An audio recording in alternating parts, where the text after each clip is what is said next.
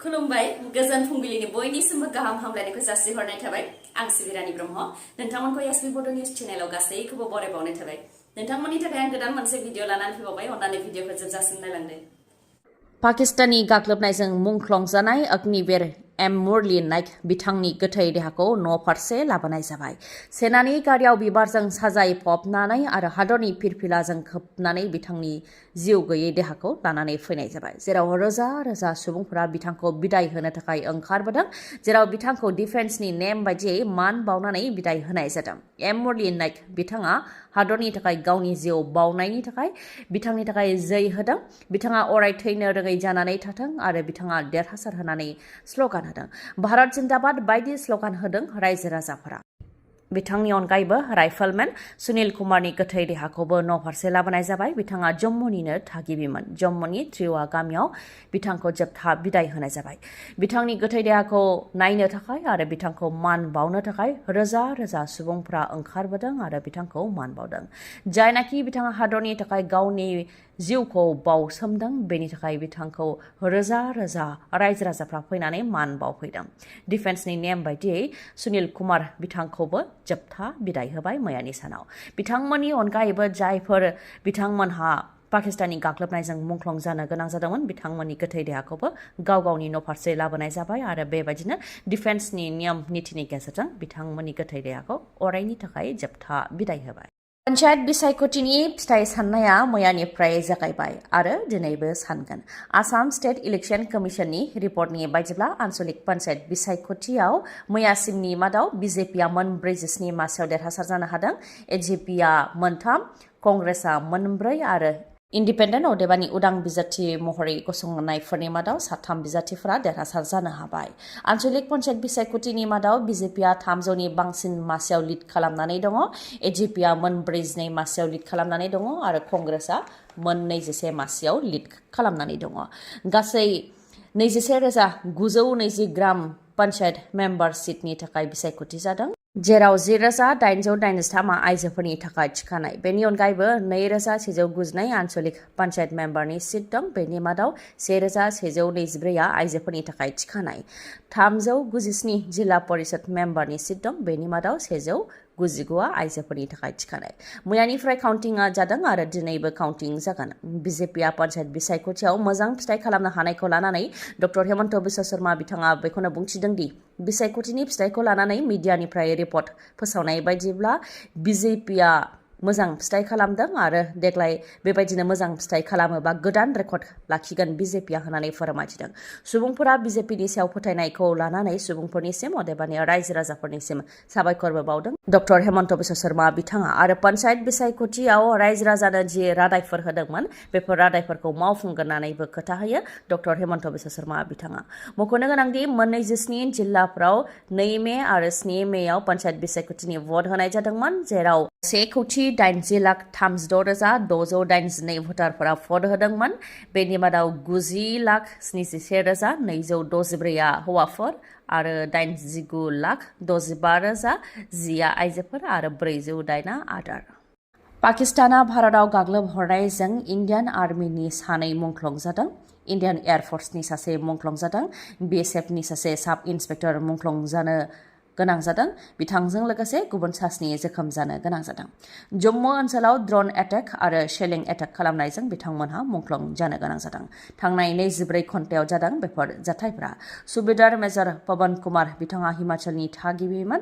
सनिबार फुङाव बिथाङा मुंख्लं जानो गोनां जादों पुन्च ओनसोलाव पाकिस्ताना गाग्लोबहरनायाव बिथाङा जिउ खोमानो गोनां जादों बिथांनि अनगायैबो जम्मु एन्ड काश्मीरनि लाइट इनफेन्ट्रिनि राइफलमेन सुनील कुमार 22 बोसोर बैसोनि बिथाङा RS पुरा सेक्टराव गाग्लोबहरनायजों मुंख्लं जानो गोनां जादों इन्डियान एयारफोर्सनि medical assistant sergeant Surendra Kumar मगा बिथाङा जम्मु एन्ड काश्मीरनि उदामपुराव गाग्लोबहरनायाव मुंख्लं जानो गोनां जादों मख'नो गोनांदि इन्डियान एयारफोर्सनि medical assistant sergeant Surendra Kumar मगा जाय बिथाङा उदामपुराव गाग्लोबनायाव मुंख्लं जानो गोनां जादोंमोन बिथांनि जिउ खोमानांनायनि सायाव फोरमायथिनाय बायदिब्ला पाकिस्ताननिफ्राय उदामपुर एयार बेसआव ड्रनजों गाग्लोबदोंमोन जाय ड्रनखौ इन्डियान आर्मिनि एयार डिफेन्स सिस्टेमजों गावख्लायनो हादोंमोन नाथाय माखासे थुख्राया सुरेन्द्र कुमार मगा बिथांनि सायाव गोग्लैदों जायनि जाहोनाव बिथाङा सिगाङाव गोब्राब जोखोम जानो गोनां जादोंमोन उनाव जोबथा हां लादों।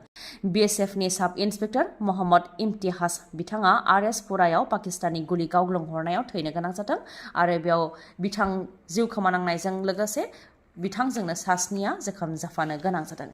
बिथांमोननि अनगायैबो अग्निवीर M मुरली नाइक बिथाङाबो जिउ खोमानो गोनां जादों। 23 बोसोर बैसोनि M मुरली नाइक बिथाङा शुक्रबाराव मुंख्लं जानो गोनां जादों। बिथाङा अन्ध्र प्रदेशनि थागिबिमोन। बिथांमोननि अनगायैबो सरासनस्रा गोबां सुबुंफोराबो जिउ खोमानो गोनां जादों आरो माखासेया जोखोम जानो गोनां जादों।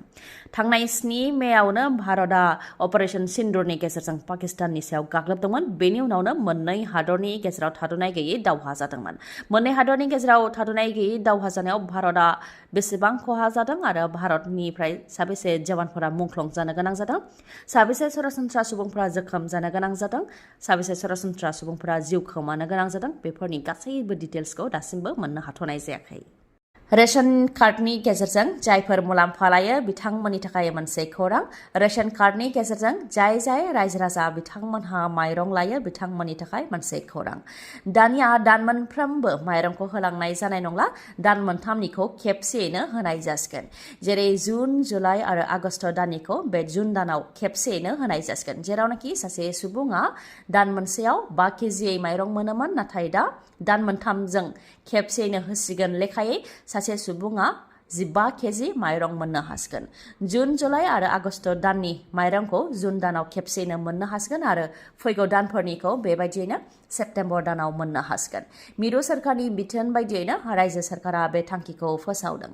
जायनाखि दान मोनफ्रोमबो माइरं होनायनि जाहोनाव गोबां माइरं लांलाय लाबोलाय खालामनाय जायो, बेयाव गोबां ट्राकफोरखौ बाहायनाय जायो। बेनिखायनो बेफोर खामानिखौ खम खालामनो थाखाय आरो बेफोर ट्राकफोरखौ गुबुन खामानियाव बाहायनो थाखायनो मिरु सोरखारनिफ्राय बे थांखिखौ फोसावदों होननानै फोरमायथिदों। जेरावनाखि गंसे न'खराव दानसेयाव मेक्सिमाम 35 केजि माइरं मोननो हायोमोन, नाथाय दा दान मोनथामजों खेबसेयैनो जौ मोनसिगोन हिसाबै मेक्सिमाम 105 केजि माइरं मोननो हासिगोन। क'क्राझार जिल्लानि थागिबिफोरा सांग्रां जानाया गाहाम। क'क्राझार जिल्लायाव बांदों मेलेरिया गोसारनाया। आसामनि मादावनो क'क्राझार जिल्लायाव बयनिख्रुइबो बांसिन मेलेरिया गोसारदों। बे बोसोरावनो अदेबानि जानुवारिनिफ्राय लानानै दासिमाव गासै 500नि बांसिन मेलेरिया पजिटिभ केस मोननाय जाबाय। बेनिखायनो क'क्राझार जिल्लानि थागिबिफोरा सांग्रां जानानै थानाया गाहाम। क'क्राझार जिल्लायाव मेलेरिया बांनायखौ नोजोर होनानै सावस्रि बिफानाबो सांग्रां जादों। न'खर न'खर थांनानै ब्लाड टेस्ट खालामनायजों लोगोसे फाहामथाय होदों आरो माबोरैहाय मेलेरिया जानायनिफ्राय गोजानाव थानो हायो बेखौ लानानैबो सांग्रांथि होदों। जायनाखि अखा बोथोर जाबाय आरो थाम्फैया दा बिदै दैनायनि सम, बेनिखायनो मेलेरियानिफ्राय सांग्रां जानो थाखाय बा मेलेरिया जानायनिफ्राय गोजानाव थानो थाखाय सांग्रांथि होदों सावस्रि बिफाननिफ्राय। जायगा जायगा थांनानै फाहामथाय होनायजों लोगोसे सांग्रांथि होनाय आरो मुलि सारनाय, उखुन्दै सारनाय बायदिखौबो मावदों सावस्रि बिफाननिफ्राय। बिमा सानाव सासे बिमाया गावनि फिसाज्लाखौ बुथारनाय जाथाया सोराङाव फैदों। मैयानि सानाव बिमा सानमोन, जायखौ लानानै भारत हादरजों लोगोसे गुबुन गुबुन हादरफोरावबो मैयानि सानाव बिमा सानखौ फालिदों आरो बिमाफोरनो मान बावनायखौ नुनो मोननाय जादों। नाथाय बिमा सानावनो सासे उन्दै गथ'साखौ खास्रि बिस्रियै बुथारनाय जाथाया सोराङाव फैदों। बिमाया गुबुनजों इनाय सोमोन्दो थानायनि थाखायनो थैनो गोनां जादों। 10 बोसोर बैसोनि मृन्मय बर्मन मुंनि सासे उन्दै गथ'साया। गुवाहाटियाव जादों बे जाथाया। गुवाहाटिनि बशिष्ठ मन्दिर साखाथियाव थानाय हाग्रानिफ्राय बोखांनो हादों 10 बोसोर बैसोनि मृन्मय बर्मननि गोथै देहाखौ। सुटकेसआव सोनानै गारनाय हालोदनिफ्राय बोखांनो हादों गोथै देहाखौ। फोरमायथिनाय बायदिब्ला मृन्मय बर्मननि बिमानि मुङा दिपाली राजबंशी आरो दिपाली राजबंशीया जितुमनि हालय मुंनि सुबुंजों इनाय सोमोन्दो दंमोन। बुथारजानाय मृन्मय बर्मननि बिमा दिपाली राजबंशीया फिसाला गोमानायखौ लानानै पुलिस थानायावबो गसर होदोंमोन। बेखौ लानानै पुलिस थानानिफ्राय नागिरगासिनो दंमोन। बे समावनो दाखोर दाला बोस्रांग्रा सासे सुबुङा हाग्रानिफ्राय सुटकेसआव मृन्मय बर्मननि गोथै देहाखौ नुनो मोन्दों। बेनि उनावनो पुलिसनो खौरां हरनायाव बशिष्ठ पुलिस आरो दिसपुर पुलिसा फैनानै गोथै देहाखौ बोखांफैदों। गोथै देहाखौ बोखांनो हानायनि सिगांनो दिपाली राजबंशीजों इनाय सोमोन्दो लाखिनाय जितुमनि हालयखौ पुलिसफोरा हमनानै दोनखादोंमन। दा जितुमनि हालयनाव सोंनाय फिननाय लानायाव गासै जाथाया सोराङाव फैदों। जितुमनि हालयखौ एरेस्ट खालामनायजों लोगोसे दा मृण्मय बर्मन जायखौ बुथारदोंमोन बिथांनि असे बिमा दिपाली राजबंशीखौबो पुलिसा एरेस्ट खालामबाय। फोरमायथिनाय बायदिब्ला मृण्मय बर्मना नवोदया जातीय विद्यालयाव थाखो 5 आव फरायनाय सासे फरायसामोन, नाथाय बिमाया गुबुनजों इनाय सोमोन्दो लाखिनायनि थाखायनो बिथाङा बुथारजानो गोनां जाबाय। अपारेशन सिन्दुरखौ लानानै director general of military operation lieutenant general Rajiv Ghai बिथांनि बिबुंथि। पाकिस्तान आर्मिनि सा 35 निफ्राय सा 40 पार्सनेलफोरखौ बुथारनो हादों होननानै फोरमायथिदों। अपारेशन सिन्दुरनि गेजेरजों मोनगु जायगाफोराव अपारेशन खालामनायाव सा 100 नि बांसिन उदखारिफोरखौ बुथारनो हादों होननानै फोरमायथिदों। बेनि अनगायैबो इन्डियान एयार फर्सआ गोबां पाकिस्तानी जेटफोरखौ गावख्लायनो हादों होननानैबो फोरमायथिदों। Director general of military operation lieutenant general Rajiv Ghai बिथाङा। आफां आसामनि देरसिन मेगननि फाहामसालिनि मादाव गंसे बङाइगाव थानाय आइ हस्पिटालाव असिटि मेसिन सफैबाय, जायनि गेजेरजों मेगननि जेंनाखौ हमदांनाय जायो आरो फाहामथाय होनाय जायो, जेरै मेक्युलार डिजेनेरेशन, डायबेटिक रेटिनोपैथी, ग्लुकोमा आरो मेगन सिंनि दुखु मोननायखौ हमदांनो हानाय जायो आरो फाहामथाय होनाय जायो। असिटिनि अनगायैबो गुबुन गुबुन सार्भिसखौबो मोननो हागोन, जेरै cornea, medical retina, glaucoma evaluation, oculoplasty, pharmacy आरो अप्टिकेलबो दङ। बेनि अनगायैबो सानाय गैयालासे, सुथेनाय गैयालासे, इन्जेक्शन गैयालासे कम्पिउटार पेकनि गेजेरजों केटारेक्ट सार्जारिबो खालामनो हायो। आइ हस्पिटालाव डक्टर रुमि दास, डक्टर आशराफुल आलम आरो डक्टर मेघाली शर्माखौ नोंथांमोनहा मोननो हागोन। डक्टर रुमि दासआ तामिलनाडुनि अरविन्द आइ हस्पिटालनिफ्राय फैगोन। बिथाङा कर्निया आरो केटारेक्ट स्पेसियलिस्ट, MBBS, MS अप्थाल्मोलॉजी आरो टपिकल फेक' सार्जारिनि एक्सपार्ट। बिथांजों लोगोसे MBBS, MS आइ स्पेसियलिस्ट अप्थाल्मोलॉजी फेक' सार्जन डक्टर आशराफुल आलम आरो MBBS, MS आइ स्पेसियलिस्ट अप्थाल्मोलॉजी डक्टर मेघाली शर्माखौ मोननो हागोन। खम बेसेनावनो नोंथांमोनहा फाहामथाय लानो हागोन। थङा जाहैबाय बङाइगावनि लवार आसाम हस्पिटालनि उल्था दिगाव थानाय बास स्टेन्डनि साखाथियाव। कन्टेक्ट नाम्बारा 6900949900। गोजोन्थों। दिनैनि भिडिअआ एसेनोसै। गाबोन आरो गोदान भिडिअजों लोगो मोनफिनबावगोन। नोंथाङा दासिमबो आंनि चेनेलखौ साबस्क्राइब खालामाखैबा अन्नानै साबस्क्राइब खालामदो, लोगोसे लाइक, कमेन्ट आरो शेयार खालामनो दाबाव। गोजोन्थों।